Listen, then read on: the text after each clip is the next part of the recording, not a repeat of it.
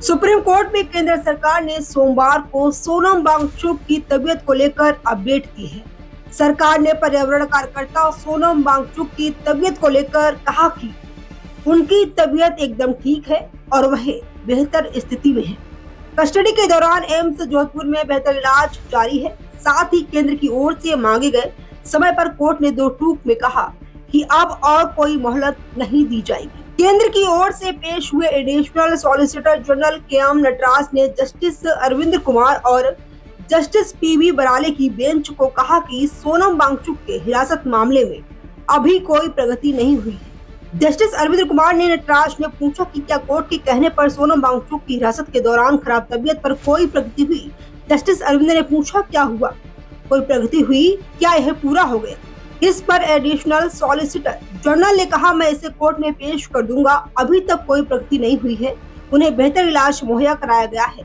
सोनम वांगचुक के वकील ने कहा कि उनकी हिरासत पर फिर से विचार कर यही सही समय है क्योंकि उनकी हालत लगातार खराब रह रही है। इस पर जस्टिस पी.बी. बराले ने कहा कि पिछली बार कोर्ट ने यह सुझाव दिया था, तब भी यही बात कही गई थी। Justice PB. बराले ने कहा कि कुछ परेशानियां हैं और ऐसा नहीं है कि आप इन्हें मना कर रहे हैं, वह भी स्वास्थ्य समस्याओं की शिकायत कर रहे हैं। डॉक्टर कहते हैं कि हाँ यह है और अब इलाज किया जा रहा है। यह मानना होगा कि स्वास्थ्य समस्या है और पिछले दिन ही हमने ये सुझाव दिया था। एएसजी ने बेंच से अनुरोध किया कि इस मामले पर कल के बाद सुनवाई की जाए। बेंच ने एएसजी से कहा, यह बंदी प्रत्यक्षीकरण याचिका है। एएसजी नटराज, आपको यह समझना चाहिए कि बंदी प्रत्यक्षीकरण याचिका में आप ऐसा नहीं कह सकते हैं। पिछले शुक्रवार को भी हम इस मामले पर सुनवाई नहीं कर पाए थे।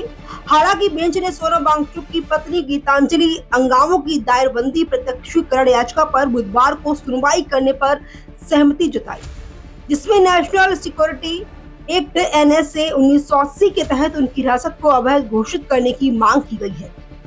बेंच ने साफ किया कि अब और कोई मोहलत नहीं दी जाएगी।